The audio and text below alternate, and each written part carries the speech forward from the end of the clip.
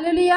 Hallelujah. परमेश्वर का धन्यवाद हो कि परमेश्वर ने सुंदर दिन दिखाया और मतलब जीवित रखा हो। परमेश्वर जैसे वचन द्वारा कहता है कि मृतक तो परमेश्वर की स्तुति नहीं कर सकते, लेकिन परमेश्वर ने जो एक दिन हमारे जीवन में जोड़ा कि परमेश्वर की नाम की महिमा स्तुति हो। और धन्यवाद देते हैं कि परमेश्वर ने अपना वो नाम जो सब नामों में श्रेष्ठ है, अपना वो नाम हमें दिया। हम तो पापी थे, लेकिन फिर भी परमेश्वर ने हमें अपनी महिमा के लिए चुना।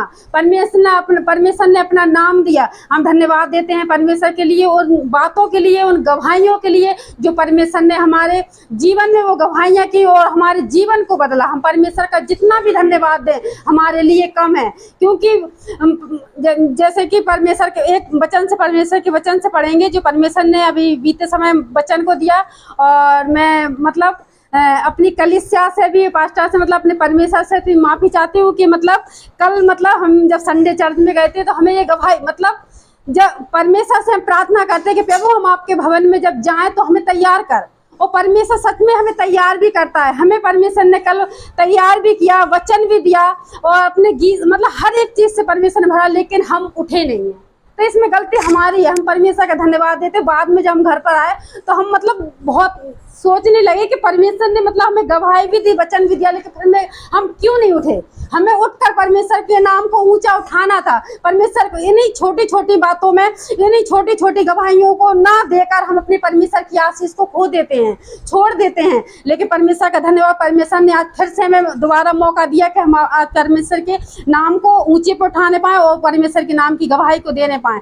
और एक वचन को पढ़ेंगे जो परमेश्वर ने हमें दिया कि पहला कुरिन्थियों और उसकी 5 और उसकी 3 आयत में लिखा है परमेश्वर के वचन में, मैं तो शरीर के भाव से दूर था, परंतु आत्मा के भाव से तुम्हारे साथ होकर मानो उपस्थिति की दशा में ऐसे काम करने वालों के विषय में यह आज्ञा दे चुका हूँ कि जब तुम और मेरी आत्मा हमारे प्रभु यीशु की सामर्थ के साथ इकट्ठे हो तो ऐसा मनुष्य हमारे प्रभु यीशु के नाम से शरीर के विनाश के लिए शैतान को सौंपा जाए, ताकि उसकी आत्मा प्रभु यीशु के दिन में उद्धार पाए। Praise the Lord.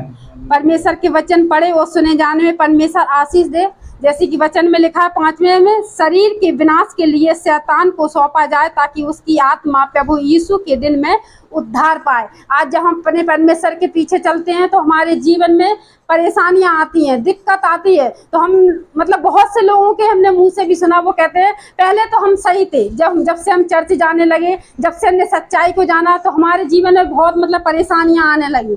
लेकिन मतलब वो जो जीवन वो जी रहे थे उन्हें वो अच्छा लगता है कि मतलब हाँ वो सही है, लेकिन सत्य राह पे हाँ परेशानियां आती हैं, दिक्कत आती है, क्योंकि परमेश्वर ने वचन द्वारा भी कहा है कि धर्मी 7 बार गिरेगा और उठकर खड़ा होगा, क्योंकि परमेश्वर अपनी सामर्थ के द्वारा उसे उठाकर खड़ा करेगा। लेकिन दुष्ट एक बार गिरेगा और नष्ट हो जाएगा। परमेश्वर के जब हम पीछे चलते हैं तो परेशानियां, दिक्कत होती है, हाँ हमारी परीक्षा होती है, लेकिन परमेश्वर जब हम दृढ़ता से परमेश्वर पर विश्वास करेंगे और उस पर उसके हाथ को थामे रहेंगे, उसके पीछे चलेंगे, उसकी आज्ञाओं को मानेंगे, तो परमेश्वर उन सारी परेशानियों से हमें निकालता है। लेकिन हमें उस पर बने रहना है।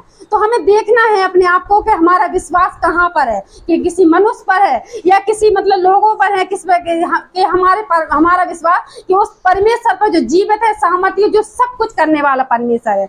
आज हम उस पर मतलब उस पर विश्वास ना कर हम अपने मतलब छोटी छोटी जब परेशानियां आती है तो हम मनुष्य पर विश्वास करते हैं कि ये हमारा साथ देगा, ये हमारा साथ देगा, लेकिन नहीं, मनुष्य से ज्यादा हमें अपने परमेश्वर पर विश्वास करना है। जब हमारा परमेश्वर हमारे साथ है तो हमारा विरोधी, क्योंकि वचन में लिखा है कि जब परमेश्वर हमारे साथ है तो हमारा विरोधी कौन हो सकता है। हमारा कोई भी मतलब विरोधी नहीं हो सकता, हमारा कोई भी नुकसान। हम उस मनुष्य से डरते हैं जो सिर्फ हमारे शरीर को नाश कर सकता है, लेकिन हमें उस परमेश्वर से डरना है कि जो हमारे शरीर और हमारी आत्मा दोनों को नष्ट करेगा। लेकिन आज लोग उस परमेश्वर से नहीं डरते, सिर्फ मनुष्यों से डरते हैं। लेकिन हमें अपने परमेश्वर के वचन पर, अपनी परमेश्वर के वचन आज्ञाओं पे हमें चलना है कि हमारा प्रभु अपने बेटे अपनी बेटियों से क्या चाहता है। जैसे कि अभी अगले हफ्ते हम लोगों ने गुड फ्राइडे मनाया था कि यीशु मसीह मतलब हम लोगों के बीच मतलब जीवित हो उठा। तीसरे दिन उसने हमारे सब अपने मतलब हम सब के पापों के कारण क्रूस को उठाया, कोड़े खाई, इतनी मतलब बेइज्जती सही हमारे सब पापों के कारण वो क्रूस पर चढ़ाया गया और उसने अपने वचन द्वारा कि वो तीसरे दिन जी उठे, और तीसरे दिन वो जो जी उठा, शरीर के भाव से तो वो मारा गया, लेकिन आत्मा के भाव से वो जीवित हो उठा, जिलाया गया। और आज वो ही परमेश्वर हम अपने बेटे और बेटियों से चाहता है कि शरीर के भाव से आज हम लोग भी मारे जाएं। वो अपने शरीर की अभिलाषाओं को हम लोग मारे, लेकिन हम अपनी शरीर की अभिलाषाओं को नहीं मारते, उनको साथ में लेकर चलते। हम कहते हैं हम आत्मा में भी चलेंगे और शरीर के भाव में भी चलेंगे, लेकिन परमेश्वर कहता है कि परमेश्वर और पाप का कोई मेल नहीं है। यदि हमें अपने परमेश्वर की आत्मा पर चलना है तो हमें अपने शरीर की उन अभिलाषाओं को, शरीर के भाव को मारना पड़ेगा, हमें मरना पड़ेगा। तब परमेश्वर हमें आत्मा के द्वारा हमें जिलाएगा और आत्मा के द्वारा हमें चलाएगा। हम परमेश्वर का धन्यवाद देते हैं अच्छे वचन के लिए कि परमेश्वर वचन द्वारा हमें वो सामर्थ और शक्ति देता है। परमेश्वर वचन द्वारा हमें उठाता है। सच में परमेश्वर ने बीते समय एक छोटी सी दिक्कत परेशानी में भी परमेश्वर हर समय हमारा हाथ थामे रहता। हम अपने परमेश्वर का जितना भी धन्यवाद दें उतना ही हमारे लिए कम है। जैसे कि अभी हमने पहले भी गवाही दी थी, एक बार फिर से हम उस गवाही को देंगे कि जैसे अभी हमारे बीच हमारे जैसे पति का जब ऑपरेशन हुआ था, सच में हम इतने चिंता में थे कि ये कैसे होगा। लेकिन जब हम और हमारे पति जा रहे थे 7:30 बजे, तो रास्ते में हम सोचने लगे, चिंता तो थी कि ये कैसे होगा, लेकिन हम परमेश्वर का धन्यवाद देते हैं। और धन्यवाद देते हैं हम अपने पास्टर का भी कि राजू भैया ने सच में प्रार्थना के द्वारा और हिम्मत, हर समय जब हम चिंता में थे, थोड़ा हम सोचने लगते थे घबराहट, लेकिन सबसे ज्यादा परमेश्वर ने तो हमारा साथ दिया, लेकिन हमारे खादिम ने भी हमें हिम्मत दिलाई, हमारा हौसला बढ़ाया कि तुम चिंता नहीं करो, क्योंकि सबसे बड़ा हमारा परमेश्वर है। सच में हमारा परमेश्वर हमारे संग बना रहे हैं। हम परमेश्वर का धन्यवाद देते हैं कि इतने अच्छे लोग, इतने अच्छे भाई बहन परमेश्वर ने हमारे बीच में रखे कि हमें कोई भी दुख परेशानी हमें लगी नहीं कि ये परेशानी हमारे लिए बड़ी थी, क्योंकि हमारे परमेश्वर की सामर्थ बड़ी है और हम उसको पहचानते नहीं है। परमेश्वर का धन्यवाद हो। और एक छोटी सी गवाही को और देंगे, जैसे कि परमेश्वर ने जैसे कि जानवरों को और मनुष्य परमेश्वर ने हर एक चीज को बनाया। ये गवाही हम इसलिए देना चाहते हैं कि इस गवाही से आप लोगों को आशीष मिले। कि अभी कुछ दिन की बात है, और हमारी सास का फोन आया तो हमसे कहने लगी कि सुमन प्रार्थना करो। तो हमने कही किसके लिए प्रार्थना करें, तो कहने लगी कि वो बकरी को कुछ हो गया था, पता नहीं वो पेट फूल गया, उसका क्या हो गया। तो हमने कहा हाँ ठीक है हम करेंगे, ऐसे हमने बोला हाँ ठीक है करेंगे। तो कहने लगी कि बहुत चिंता हो रही, और यहाँ पर पता नहीं जानवरों के ऊपर पता नहीं एक रोग सा आ गया। और अभी क्या कहते हैं, 1 हफ्ता पहले एक बकरी मर गई थी। तो हमने अपनी सास से कहा कि तुमने हमें पहले नहीं बताया। तो वो कहने लगी कि फिर वो शांत हो गई, कुछ नहीं बोली, फिर कह रही प्रार्थना करो। तो हमने बस उनसे एक बात बोली कि हम तो मनुष्य हैं, और परमेश्वर का धन्यवाद हो कि परमेश्वर ने अपना वो नाम दिया कि हम उसके नाम को लेते हैं, प्रार्थना करते हैं, लेकिन चंगाई देने वाला, मारने और जीवित करने वाला हमारा परमेश्वर है। और जब हम अपने परमेश्वर के ऊपर पूरी चिंताओं को, पूरे बोझ को छोड़ देते हैं, तो परमेश्वर रास्तों को खोलता है। हमने उनसे कहा कि अपने परमेश्वर जो वो करेगा हमारे लिए अच्छा होगा, हम बस प्रार्थना करेंगे। परमेश्वर ने हमें वो प्रार्थना दी तो हम प्रार्थना करेंगे उसके लिए, लेकिन मारना और जीवन से परमेश्वर के हाथ में है। तो हमने उसी समय हमारे पति ने और हमने और फोन पर हमारी सास ने, तीनों ने, हम लोगों ने मिलकर उस बकरी के लिए प्रार्थना की। हम सच में हम परमेश्वर का धन्यवाद देते हैं। और फिर दूसरे दिन जब फोन लगाया तो हमारी सास कहने लगी अब तो बिल्कुल ठीक है। हम परमेश्वर का बहुत बहुत धन्यवाद देते हैं कि वो मनुष्य तो मनुष्य, जानवरों की भी वो रक्षा, वो हर एक की रक्षा, सब पर अपना अनुग्रह करता है। लेकिन हमारा विश्वास कहाँ पर है, सिर्फ हमें ये देखना है। परमेश्वर का धन्यवाद हो आज के दिन के लिए कि उसने हमें दिखाया। भजन संहिता 150 में लिखा हुआ है कि यह की स्तुति करो, ईश्वर के पवित्र स्थान में उसकी स्तुति करो, उसके सामर्थ्य से भरे हुए आकाश मंडल में उसकी स्तुति करो, उसके पराक्रम के कामों के कारण उसकी स्तुति करो, उसकी अत्यंत बढ़ाई के अनुसार उसकी स्तुति करो। परमेश्वर का धन्यवाद हो इस वचन के लिए। मैं गवाही दूंगी अपनी कि गुड फ्राइडे वाले दिन मैं यहाँ नहीं थी।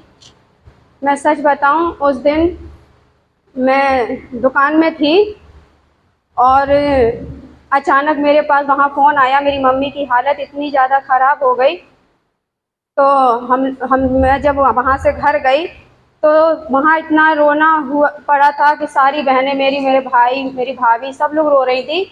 उनकी हालत देखकर इतनी ज़्यादा उनकी कंडीशन ख़राब हो चुकी थी। वो मुझसे कहने लगी कि रीना और बच्चों का ध्यान रखना, मैं बचूंगी नहीं। और मुझे भी रोना आ गया, मैं बहुत रोने लगी। मैंने कहा मम्मी ऐसी बातें मत करो, सब ठीक हो जाएगा, सब अच्छा हो जाएगा। कहने लगी नहीं मुझे कुछ भी दिखाई नहीं दे रहा और अब मैं नहीं बचूंगी। तो मैंने कहा मम्मी ऐसी बातें नहीं करो और सब अच्छा हो जाएगा। मैंने सच बताऊं, मैंने अपने ईश्वर से दुआ की कि प्रभु यीशु मसीह अचानक कैसे हो गया और क्या हो गया, मम्मी को ऐसी बातें करने लगी। और उनकी कंडीशन इतनी ज़्यादा ख़राब थी, इतनी ज़्यादा। और मैंने सच बताऊं, मैंने वहीं खाट पर बैठे बैठे जब उनके लिए प्रार्थना की और मैंने कहा मम्मी कुछ भी नहीं होगा, क्योंकि मुझे विश्वास है अपने ईश्वर पे और कुछ नहीं होगा। जब मैंने उनके लिए प्रार्थना की और जब उन्हें थोड़ा मतलब सही लगा, और फिर मैं रात को 8 बजे मैं ऊपर बैठी हुई थी और मैं ये दुआ कर रही थी, बैठी ईश्वर को मन में याद कर रही थी। लेकिन मैं जब नीचे उतर के आई, उन्होंने मुझे बुलाया कि रीना मेरे लिए प्रार्थना करो। और मैं नीचे आई और मैंने उनके लिए प्रार्थना की। तो मतलब उन्हें ऐसा लगा, वो बेहोश होकर गिर गई, उन्हें ऐसा लगा कि मतलब कि पता नहीं उनके अंदर से क्या चीज़ निकल के बाहर गई हो। तो मैं अपने परमेश्वर का धन्यवाद करती हूँ कि सचमुच मेरा परमेश्वर बहुत ही महान है और जितनी उसकी स्तुति की जाए उतनी ही कम है।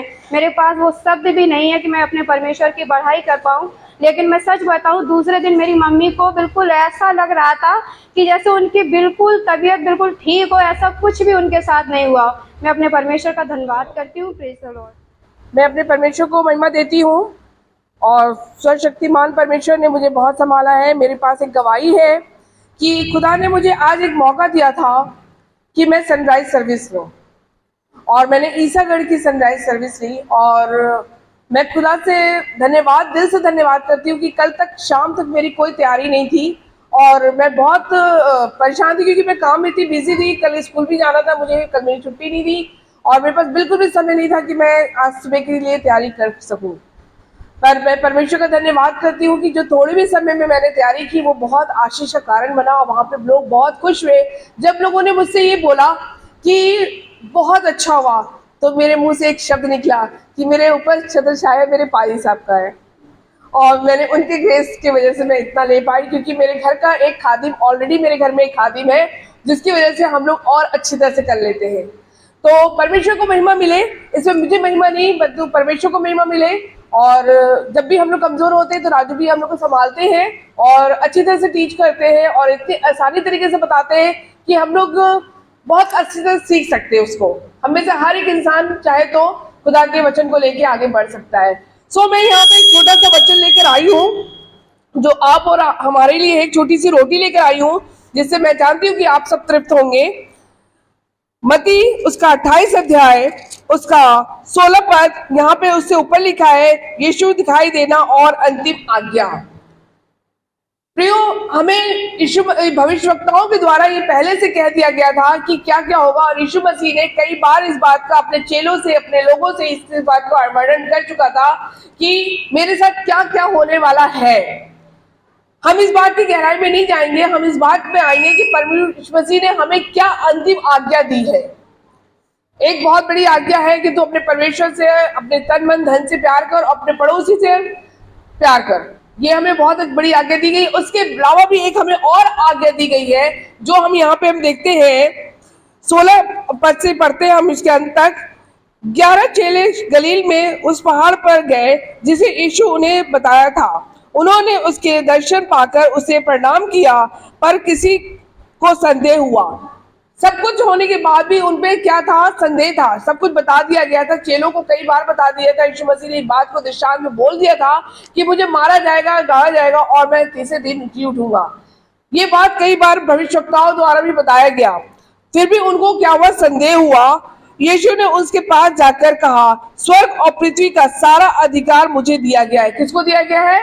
स्वर्ग और पृथ्वी का सारा अधिकार किसको दिया गया है?